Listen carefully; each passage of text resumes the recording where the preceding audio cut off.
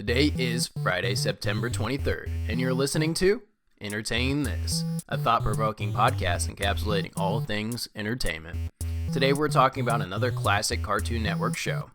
We're taking it back to elaborate entrances, giant robot fights, and wacky science experiments gone wrong.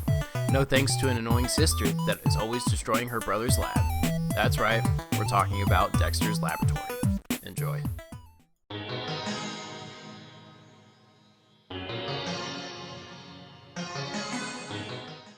Welcome, ladies and gentlemen, to your favorite show on the internet, encapsulating all things entertainment. You know it, you love it, it's Entertain This. Entertain This. As always, I'm your favorite host, Scumbaloid. I'm your other favorite host, Michael. Oh, that's me. I'm the favorite. I'm Frylock because you sound like Meatball. All right. And I'm the guest host here, coming in as the third not so favorite, and my name is Pat. My voice is back to normal, which you guys wouldn't have known it was any stranger because the last time that I was on here, I think I sounded normal too. You did. You were just starting to fade out. Yep. Yeah, no, the last episode, I'm happy to say I was high as a kite on Robitussin. And it was hard to form arguments, and I definitely lost track of thought. If you didn't listen to last week's episode, you will listen to a man slowly come to terms with the fact that he can't host a podcast with a fever.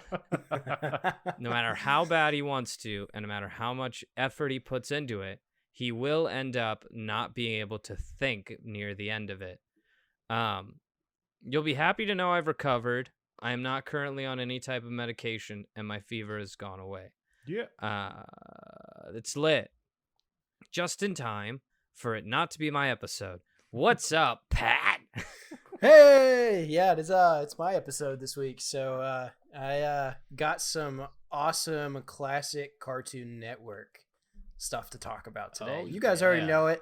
And everybody already that saw the title already knows it, but today's topic's going to be about classic cartoon animated series that ran for 4 seasons, 70 episodes, and aired in April 28th, 1996, spawned 2 spin-off series, Puppet Pals and Just as Friends, and it was produced by Gennady Tarkovsky. I'm excited to talk to you guys about Dexter's Laboratory. Nice.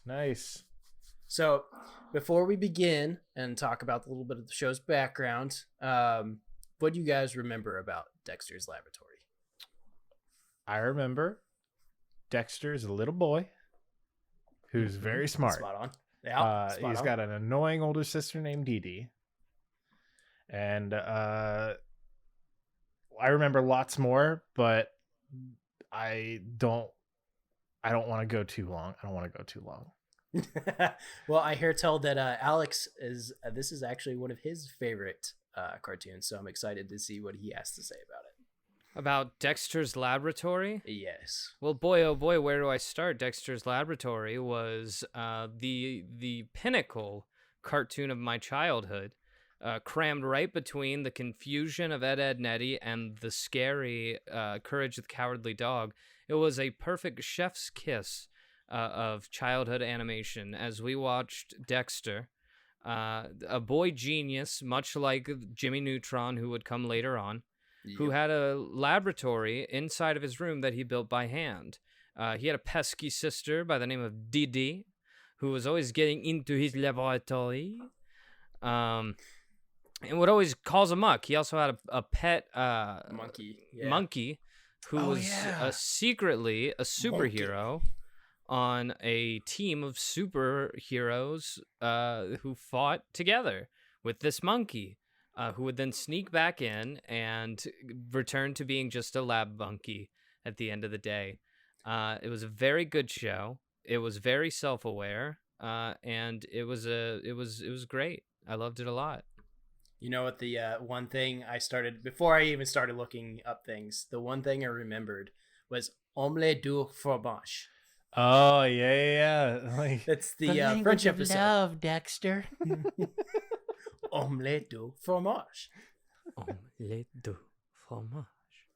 So, getting into this, just to talk a little bit about the creator of the show, Gennady Tarkovsky, and I'm just gonna just refer to him as Tarkovsky because it's gonna be easier.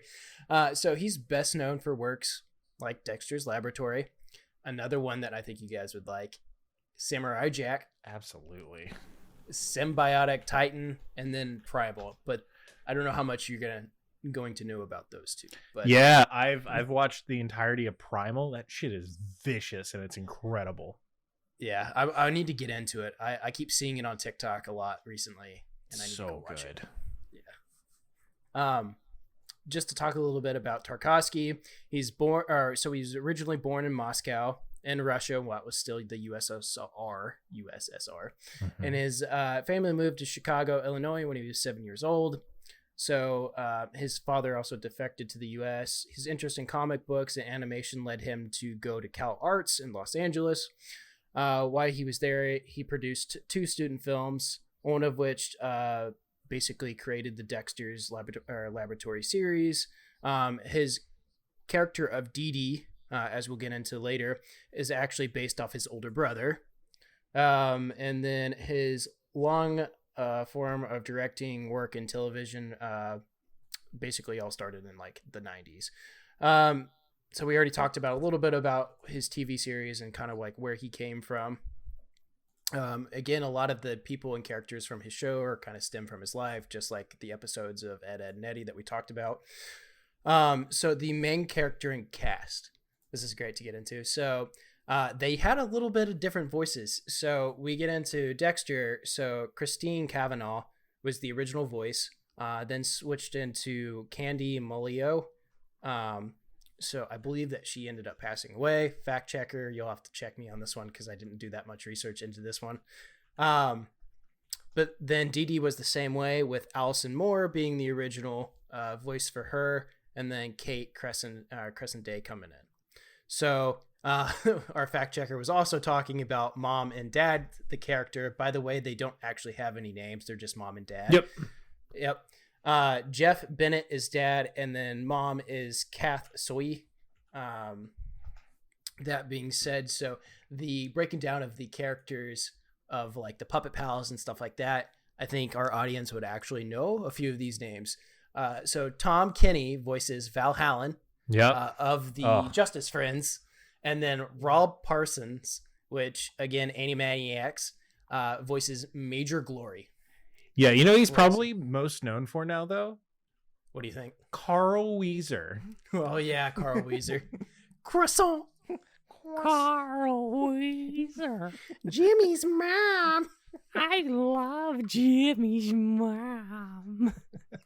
I was Used really to do that in Call of Duty all the time. I'd be like, Headshot. Oh, baby, that's a triple. So bet you feel like a real noob now, don't you? On today's episode, I think Alex loses his mind. 15 minutes of Carl Weezer That was the last impressions. episode. So, what was the Fraggable Hulk? Or what was the name? Infraggable. Oh my gosh. Did you ever find out what the actual meaning of that was? No, I didn't. The only thing that came up was like some Urban Dictionary definitions for it, but like I'm not going to repeat those on the podcast. I thought his name was like the hunk or something. The infraggable Krunk. Krunk. Krunk. Incredible. He's purple. He's purple with green pants. Yeah, he's the opposite of Hulk. Yeah. So just and then there's the Puppet Pals, which I'm trying to remember who voices the Puppet Pals. Okay, so this is where I got my wires crossed, because when we started talking about this before the podcast, we mentioned the Justice Friends a little bit. I had always thought the Justice Friends were also a part of the Powerpuff Girls. Sort of. That's what I thought. It's a crossover thing, isn't it? Yeah.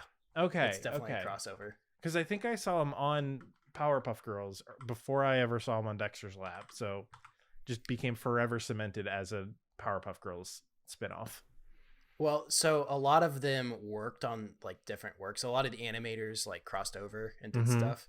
So I was gonna get into that. So so with the awards, Dexter's Laboratory won 3 Annie Awards with nominations for a Primetime Emmy Award, 4 Golden Reel Awards, 9 Annie Awards in total. The series are notable for helping launch in careers of animators Craig McCracken, Seth MacFarlane, notable for Family Guy, Butch Hartman, known for The Fairly Odd Parents, and Paul Ruddson and Rob Rossetti.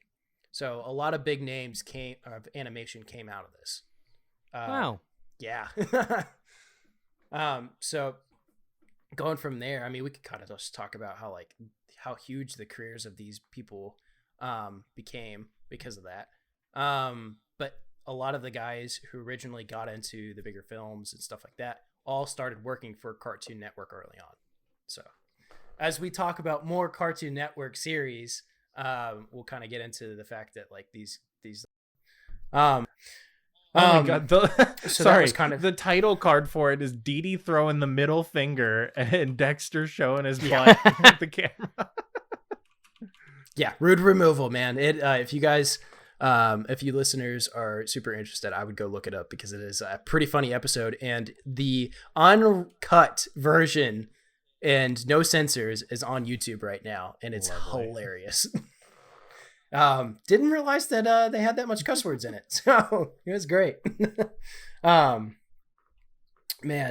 but that was a super weird episode. But there is a lot of good episodes, and I didn't realize how short they were in the way of like Dexter's Laboratory.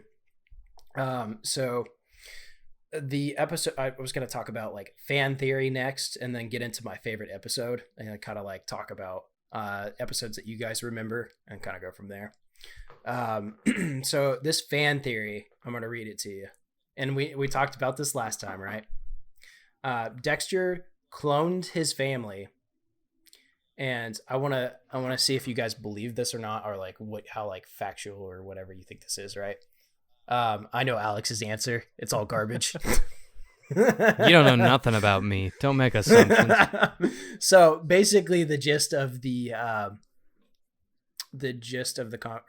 story is that one of the the many accidents that happen, and like where the world ends or Dexter blows up the whole entire house. Well, what he says is that he clones his family, like, or whatever. Somebody came up with this theory, and it says that Dexter clones his family every time like they end up dying like that because he loves his family or something like that, or he's made them indestructible. So that's why they survive all the time now. And I was like, or you could just be that it's a cartoon. So, dude, the crazy fan theories People are ridiculous. Just have too much fun with this stuff. It's like the thing is though, is like I'd much rather people like create conspiracy theories about like cartoons and stuff than like go down full on Alex Jones shitholes. I mean, they sort of like is based in like, you could see that, but then you're like, when somebody pokes holes in the logic, you're like, never mind. There's no way. I like how Rick and Morty it is, because it's like, this was kind of a stepping stone to Rick and Morty. And that is absolutely something that does happen in Rick and Morty. Yeah. And the more you watch it, then for the fans, Dexter's Laboratory is on HBO, all the episodes, besides the banned one, which you can get on YouTube. The more you know. But yeah. So the more you watch the episodes, you're more like, did Rick and Morty just rip this off from Dexter's Laboratory? Well, it's like most likely, yeah. Rick and Morty is Dexter's Lab meets the characters from Back to the Future. Pretty much.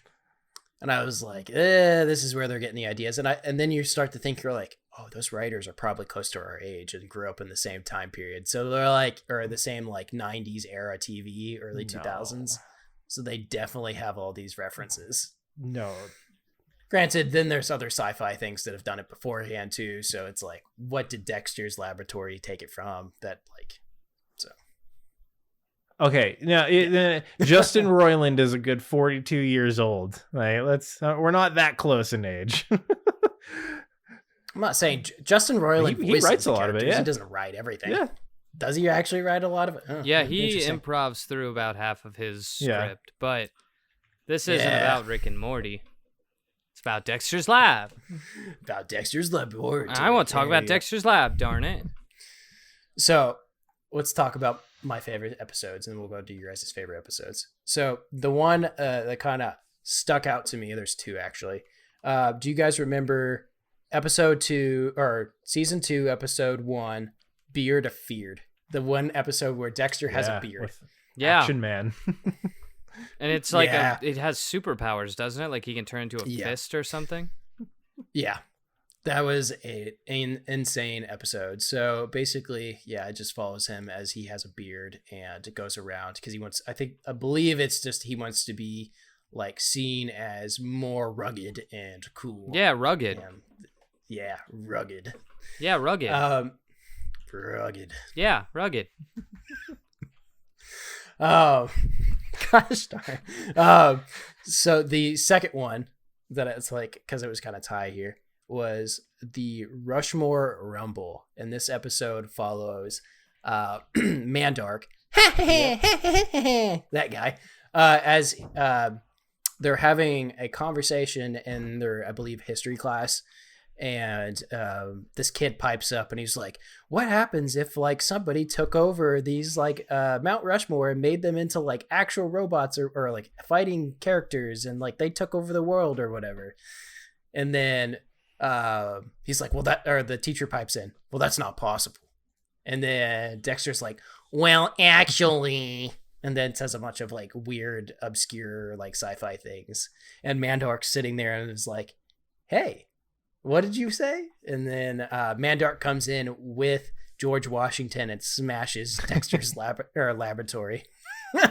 And then Dexter's like, oh no. So then he goes all the way to Mount Rushmore in this giant eagle thing. Yeah. I remember this, yeah. And then comes in there and puts these like earplugs and gets Lincoln, basically, Abe Lincoln, and then puts a giant top hat on him. And then they have this like mech suit battle all over what I assume is Townsville or something like that. I don't remember like what the actual city is. It's probably like a suburb of Townsville. Yeah. And they like are having this big battle and they like have rocket shoes and stuff like that. But it basically ends with Abe and George Washington like being like, oh man, we're friends and we're awesome. And they like stop battling. So yeah, my two favorite episodes. There was a runner-up, which was this like episode, which was like Power Rangers Gundam style, or Gundam, like the Battlesuit Gundams or whatever they're called, style like robot mech suits, where they try to like go save the world from these meteor showers, and then they Dexter and Mandark, and then they end up just fighting each other. So, and then the whole world explodes. Gotta love it. But there is some great memorable episodes, but I'm just going to pass it off to you guys to see if there's any episodes that you remember from either the Puppet Pals, the Justice Friends, even the Monkey episodes, which are the Justice Friends, just like with Monkey. Yeah. Anything like that. Alex, you want to go first? Michael, Nope. do you want to go? I know an episode, but I want you to go first because I want to see if it's the same one I'm thinking of.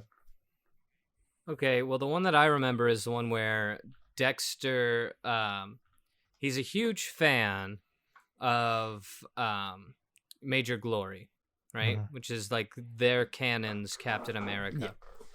And he cuts this Major Glory out of a cereal box and is using him as like an action figure. And he wants to join this local gang of kids called like the Glory Gang. And they all have action figures, like legitimate, like Major Glory action figures.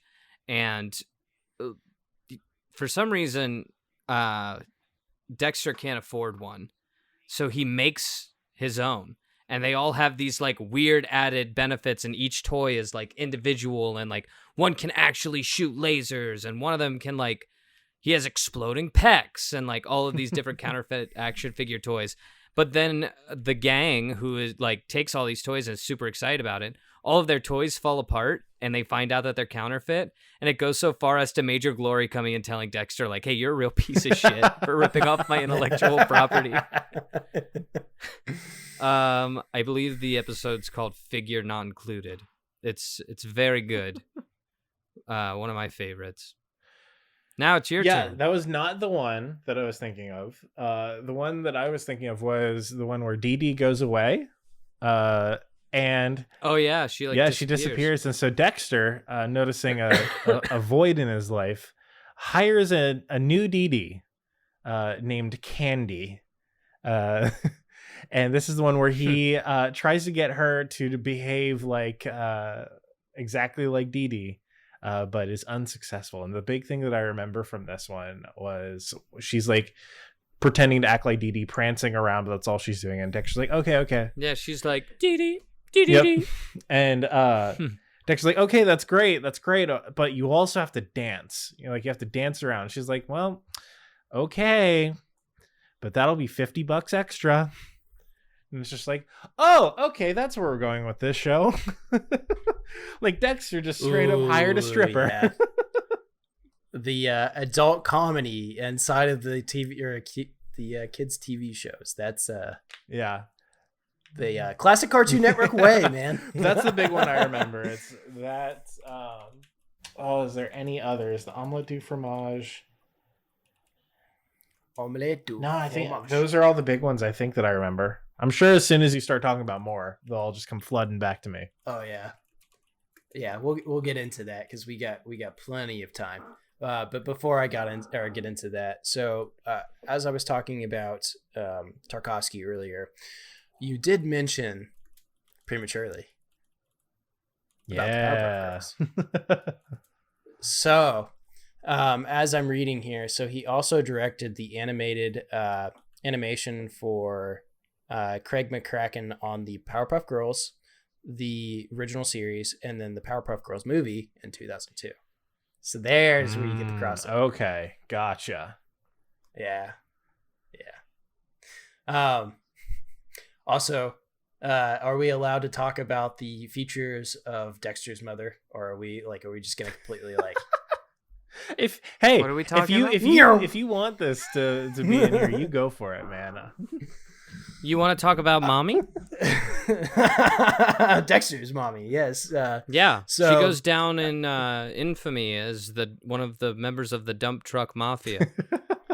Dude, I don't understand. Like, I guess like in a way of Pixar like would not accentuate. That's the word. Words.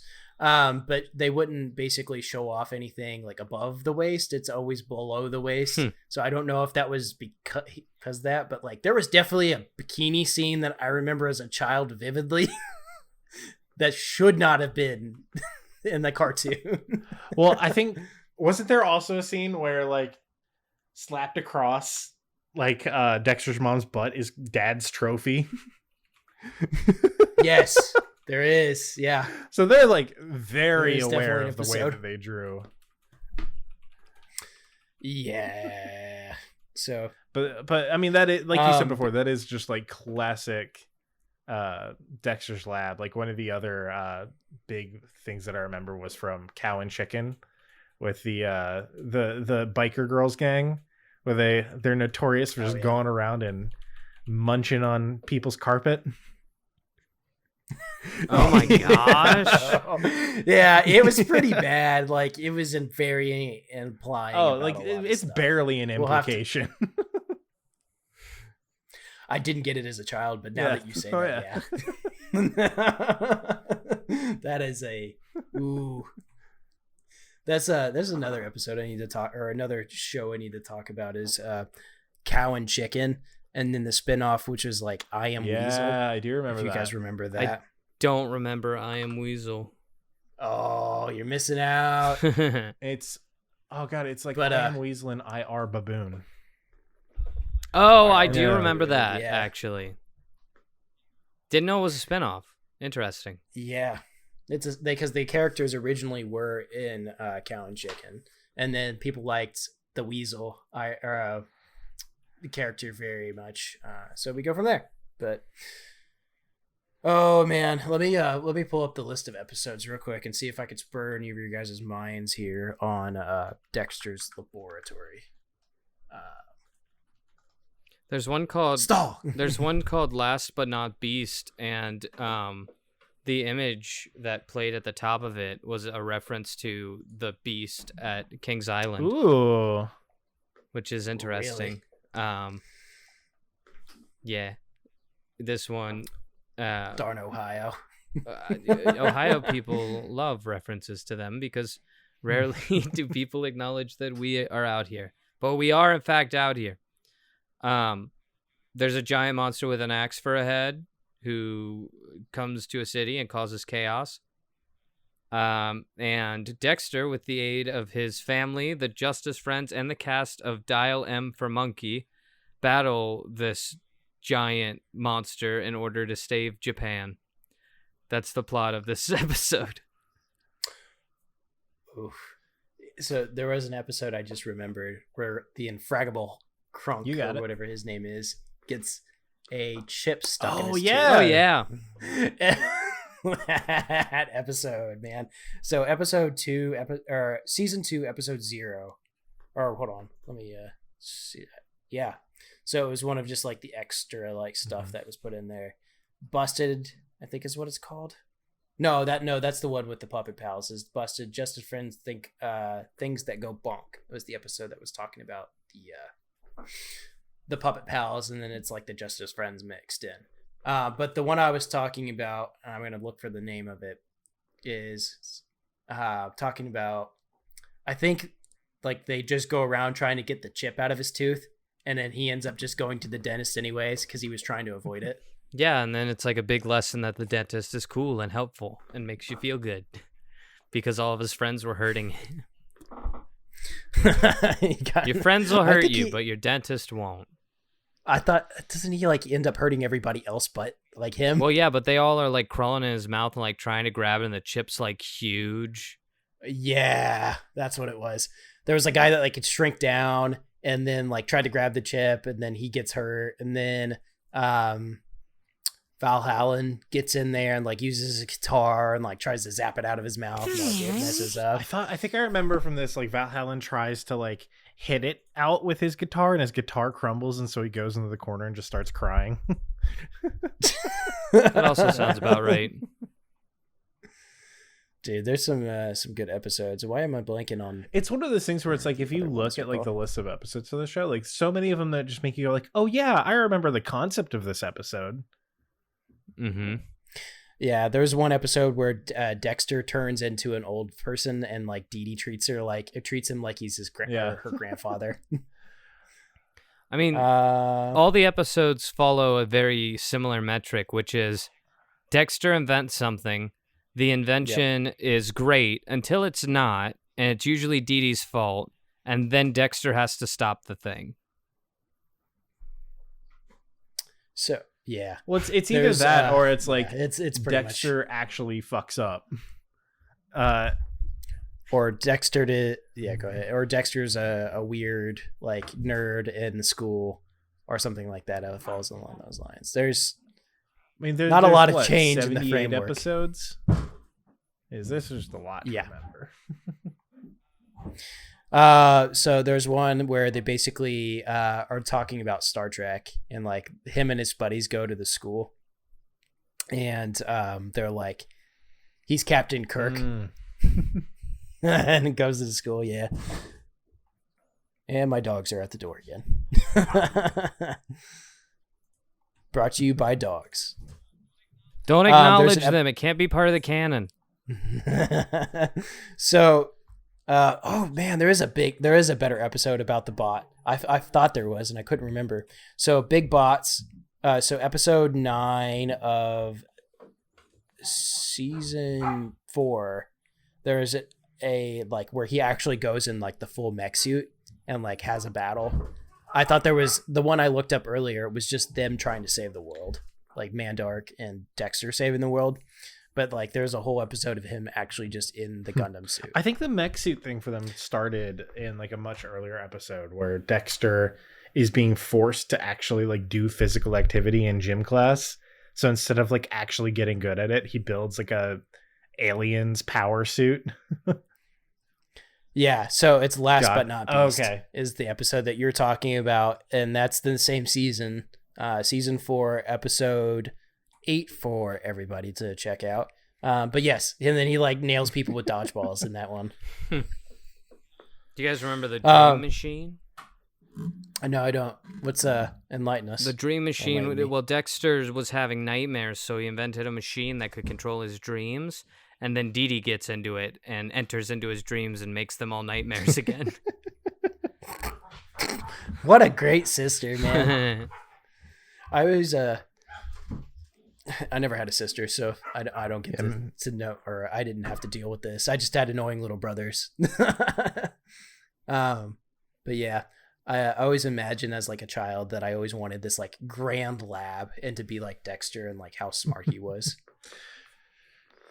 Yeah, I remember that, like, seeing the whole like intro sequence where it's him just going through like all the tubes down into his lab, and just like there was one episode too where it kind of goes into this, where it's the episode of like Dexter's life before the show. So it's like him when he was born, him in his first invention, him when he like first discovers all the like empty space for him to build a lab.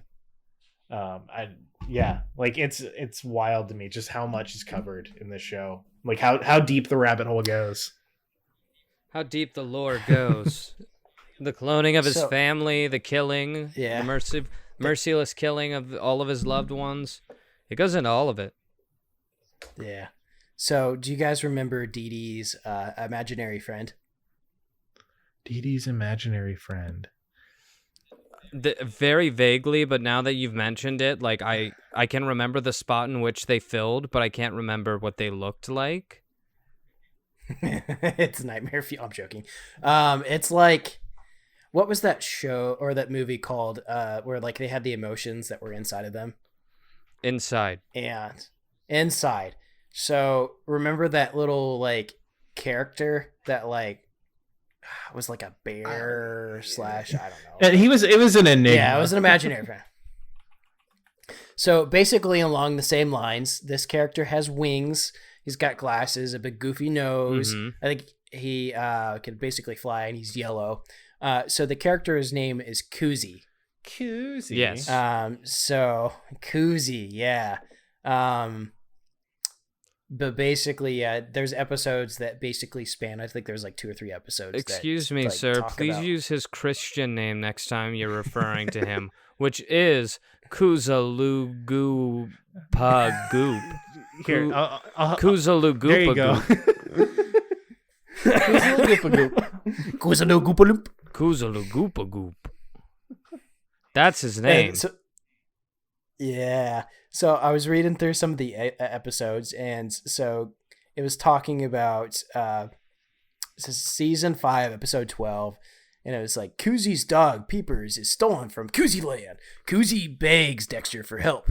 These, the family is kidnapped by aliens who want Dexter's technology. When alien carts Dexter away, and it's like, it's up to Mom and Dad and Dee Dee to save the day.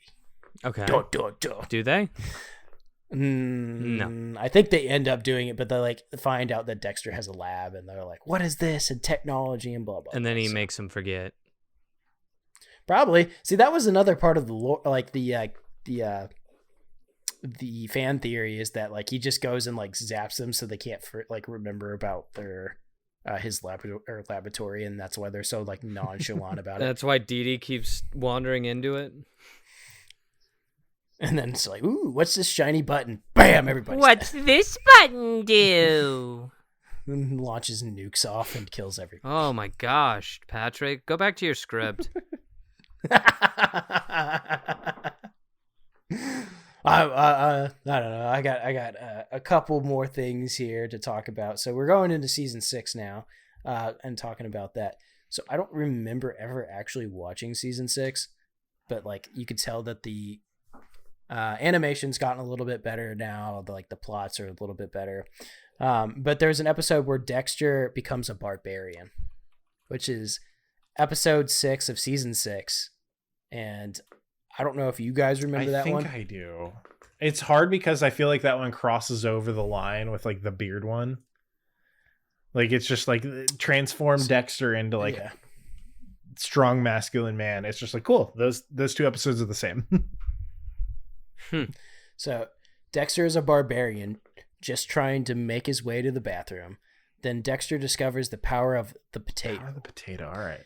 He rewrites the lab to run off the spud, and finally Dexter is sick of his glasses and performs laser surgery on his eyes. And I think it's like, oh, those were like all the episodes together. But that was the other thing that I didn't realize. I'd remember these episodes being a lot longer, but they're like combined episodes. Like 3 different episodes all happen together. Yeah. And it makes it feel like they were super short when they weren't. Yeah. But they were. That was the issue that I ran into when I was rewatching Fairly Odd Parents, was like, cartoons are short. Yeah. They're made short because kids have short attention spans. And it feels like forever when you're sitting there as a kid. But as an adult, you're like, that was nothing. Nothing happened. Nothing. There was no plot at all. It made no sense how we got to where we got. Which makes it even more of like a wonder of how like me at the same time as watching all of those cartoons as a kid was able to sit and just like be in awe for 3.5 hours for the Lord of the Rings movies. Just like 2 completely different sides of the coin there. Absolutely. So just on a side note, we need to get into this, but like this will come out during like when everybody's having this discussion about the Lord of the Rings series. We need to do that because everybody is hating on it so much. No, we're not going to acknowledge it. We're not doing it. I refuse to watch it in the same way I refuse to watch the last episode of Game of Thrones. My quick this is going to be next week about Fuck you. It's going to be clickbait. You're going to do what you got to do. I will turn my headphones and mic off for the entire 5 minutes. Oh man, we could sit the next like 5 minutes probably talking about more lore about this show, or just kind of like what you guys like. Who would be your favorite character of this show? Dexter. Okay. Defend your answer. No, I mean like it's got to be Dexter. I don't know who else. Like everyone else in the show is like purposefully made to be annoying as shit. It's Dexter or it's Monkey. Yeah, it's one of those 2, and it's either one or it's the other. Not Major Glory. Major Glory's a jerk. Like openly, he is a jerk to everyone. I gotta play the advocate here. Yeah, I would agree with you with Dexter. I mean, the show kind of just highlights him. I also think Dexter kind of like gets his own just. Oh, absolutely. He's too. Everyone in the show is an asshole in some way. Oh yeah. So the reason his like whole fight with Mandark his like rivalry with Mandark becomes a thing because Dexter finds out Mandark's real name. Oh, is that what it is? I thought for some reason Mandark. It was because Mandark had a crush on Dee Dee or something. I also thought it was that. He does. He does actually. He also has a crush on Dee Dee, but it's because the rivalry started because he made fun of Mandark for his name. That was the whole reason. And I am trying to remember exactly what Mandark's name is. I don't know, but I do remember. No, wait. What I'm thinking of is Dexter whispering in a girl's ear the French. Yeah, that was term. the omelette du fromage. Omelette du fromage. What does it mean? What is cheese that omelet? What is it? Cheese omelet. Yeah, it's just cheese omelet. Awesome. It's the only French that I know besides bonjour. Bonjour, cheese omelet. S'il vous plaît. Parlez-vous parlez-vous français? Si. This is the French lesson that everybody came to listen to. Welcome to Beginner's French, French 101, with Entertain This. If you are finding yourself in the wrong class, please check your syllabus. Oof. That's French for oof. Anything else, boys? Croissant is good. bread. Yeah. Croissant. Is that just? Croissant. I don't know why my brain said French fry. So his mother's name, Mandark's mother's name is Ocean Bird. Ocean bird. His father's name is Wind Bear. Oh, so he's got like hippie And- parents. Yes, he does. And his sister is Lava Vadada. Lava Vadada. Lavava.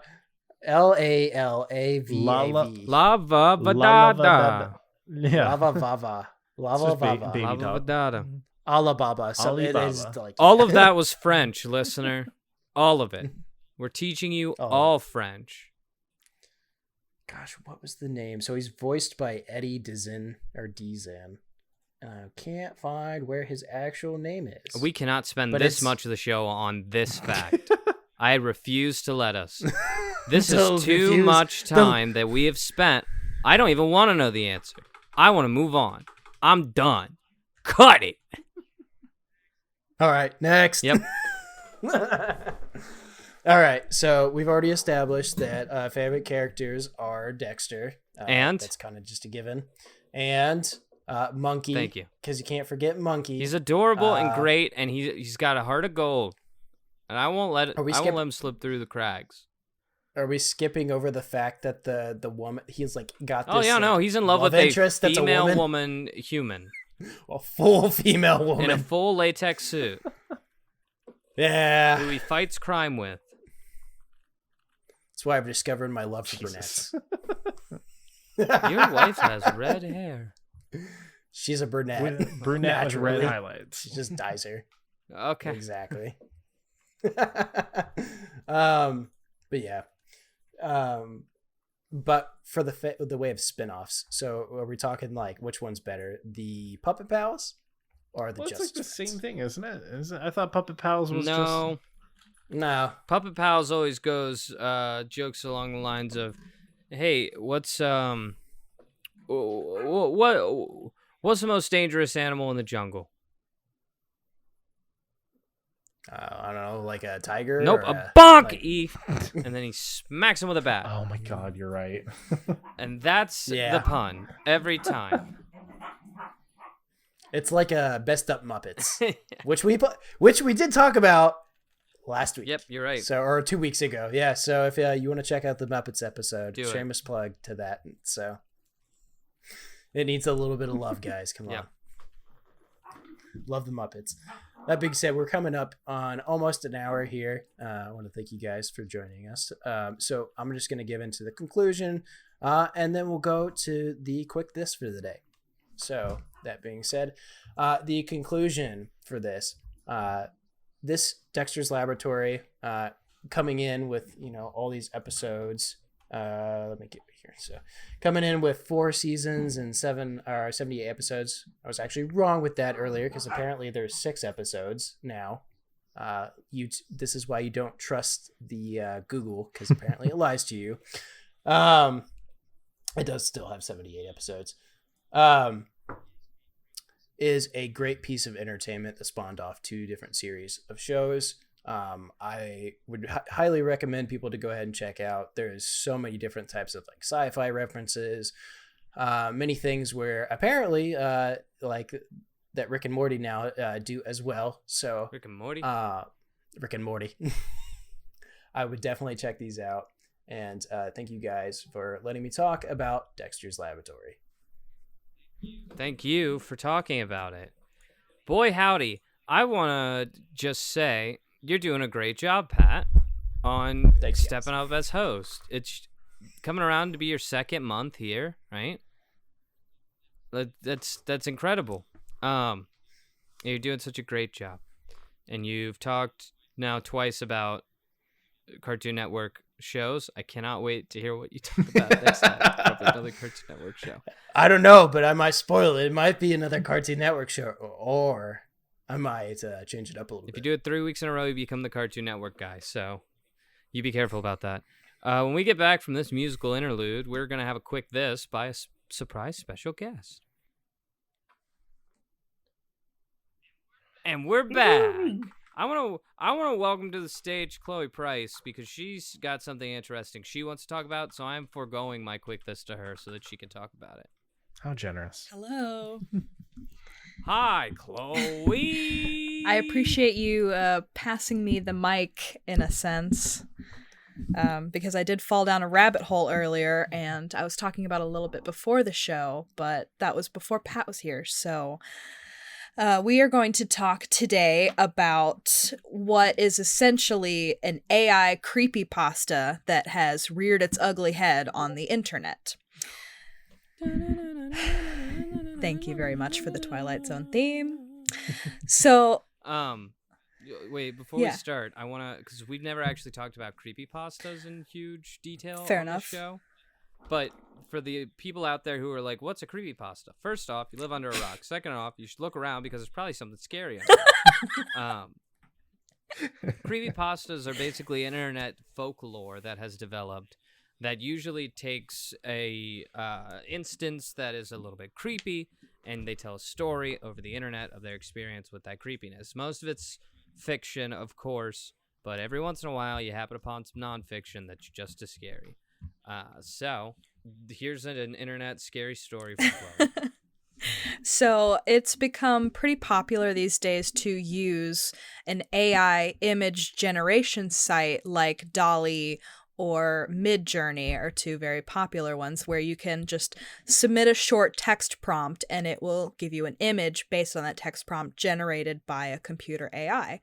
And they're pretty good. Like the computers are obviously pulling from billions of images, so they create something that's both weirdly familiar and very uncanny, especially faces. So this Twitter user at Supercomposite has stumbled upon something horrifying because they have been messing around with what's called a negative prompt weight in using these AI computer generation softwares.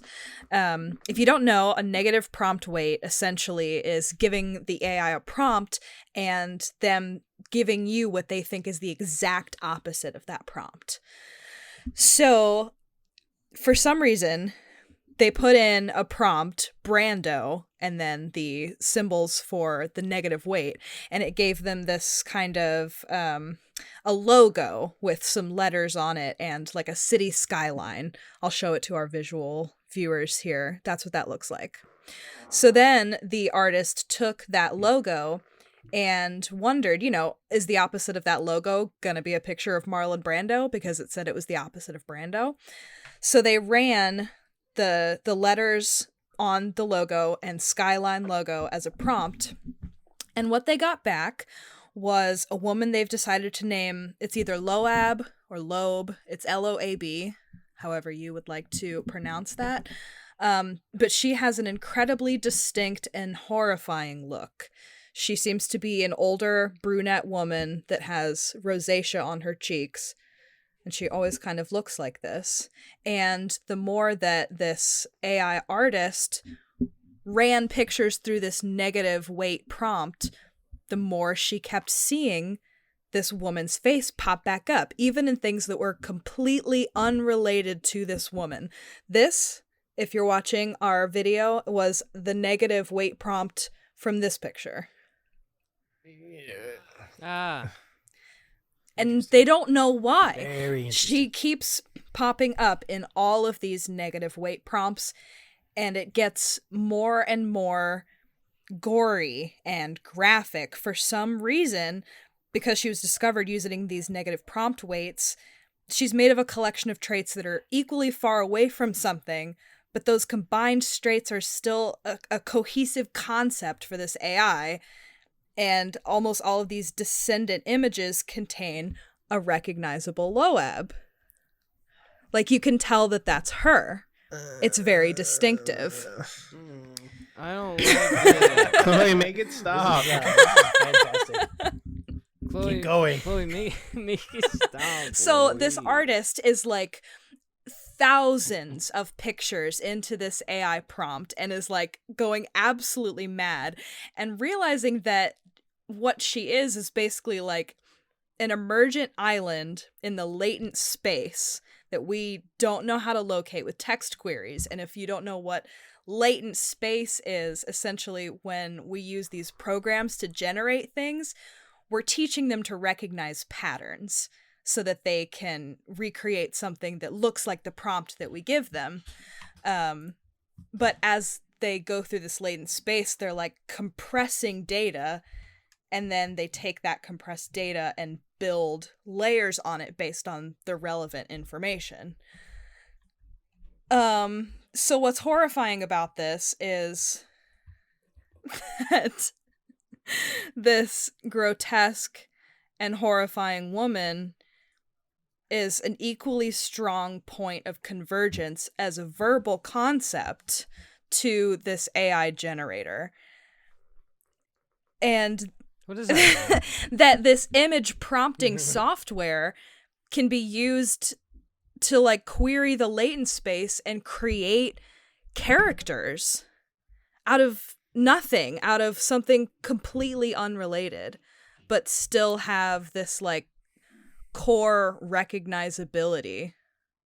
Even when someone else built another like version of an AI image processing software called Stable Diffusion, where they would like put an image through it, like the girl with the pearl earring, and it would pop out like 9 or 4 different images that look something like it, some kind of approximation where you see it and you're like, that looks like the girl with the pearl earring. They took this program that this person created independently, that's an AI generating software, and here she is again. Oh no! Clearly Oh, no, the it's Lobo. same woman, the brown hair, the sunken eyes, the rosacea on the cheeks, and it's not a consistent AI software. The artist was contacted by some website, and they were like, "What software are you using to like?" And they said all of them. She's everywhere. Every AI. What the creator actually said was, I can't confirm or deny which model it is for various reasons, but I can confirm Loab exists in multiple image generation AI models.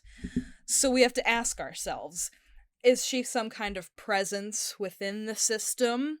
Like, you know, whispers of the AI's data sets given this distinct and horrifying human form? Or are we just building patterns out of nothing because that's what humans do, and now we've taught computers to do it? Or is it God? Or is there actually a ghost in the machine? Thank you, that was my time. Entertain this. Wow. Scary. That thing up I'm and not put gonna a bump bow that. There you go. Wow, Chef's kiss. Good luck sleeping I tonight, guess kids. Good night. Happy Halloween. If there's anything in the realm of entertainment that you want to hear us talk about that we haven't already covered on the show, there's a couple ways that you can reach out to us. Number one, you can go to our website, www.entertainthis.net/ET-podcast. Scroll all the way to the bottom, fill out the questionnaire there, or you could just email us at entertainthispodcast@gmail.com. You also find us on Twitter. We're entertain_this. On Instagram, we are Entertain This Podcast. On Facebook, we're Podcast Entertain This. And as always, entertain us so we can entertain you. And you can entertain this. See you guys next Friday. Goodbye. Goodbye.